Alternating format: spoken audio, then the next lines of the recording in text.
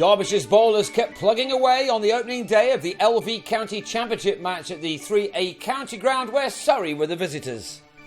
Wayne Madsen saw plenty in the green pitch to have a bowl first after winning the toss, but Aaron Haranath, fresh from his amazing exploits in his last game, where he scored back-to-back hundreds in the loss to Glamorgan, was soon looking very good again as he and Zafar Ansari opened up with a half-century stand, even though there was lots of playing and missing from both left-handers in between these boundary shots.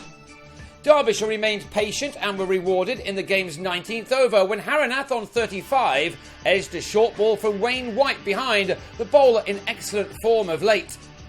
Ansari followed for 13 in the next over, the ball the right length to drive, but the application wasn't right, and so Wes Durston was able to hold on off the edge off Tom Taylor. Taylor followed that up by bowling Dominic Sibley for 10, and that left Surrey on 69 for 3 after the openers had put on 54. Taylor later pulled up with a calf injury though.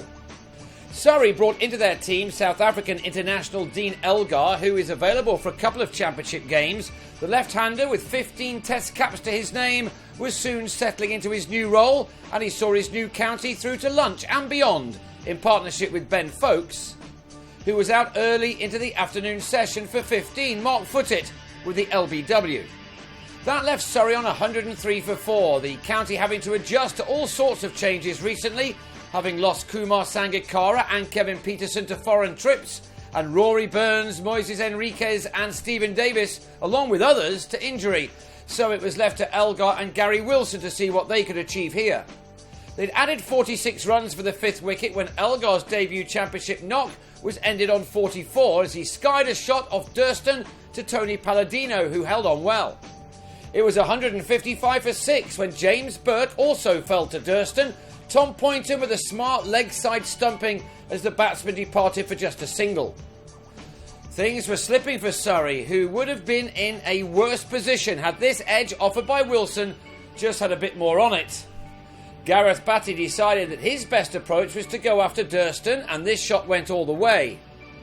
Wilson, meanwhile, played a smart innings in the end, picking off his boundary shots well. This was his fourth 4 to go with his own maximum, which had the Irishman at a 50 off 87 deliveries. At tea, these two had added 64 runs for the 7th wicket, the score now reading 219 for 6. But as in their defeat to Glamorgan and Guildford last time out, Surrey then lost their last few wickets quickly on the restart. Batty edged White behind after making 41. Tom Curran went after footed and gave Poynton some more work to do behind the stumps. Wilson's knot was ended on 65 as he was trapped in front by White, who now had 3 wickets. The same as Footed, who finished off the innings by finding the glove of Tim Lindley with a quick and short delivery. 5 dismissals for the keeper as Surrey were all out for 239. Derbyshire then lost Billy Godalman in the 6th over of their reply. On loan, Luke Fletcher with a fine delivery, which now gave Wilson something to catch. Godalman was out for 10, and that brought in Hamish Rutherford, Derbyshire's 4th overseas player to represent them in the Championship this summer, after Martin Guptill, Hashim Amla and Tilakaratne Dilshan. The Kiwi looked as good as any of those as he made 23 runs in the hour he had to see out before the close. Ben Slater backed him up well, this a rare shot of aggression from the opening bat, who went to bed with 21 runs to his name, a relief for him after recent scores of 0-0, 2-1 and another duck. So in the end it was just about the home team's day as they replied with a score of 64 for 1 from 21 overs, and that leaves them 175 runs behind going into the second morning of this match.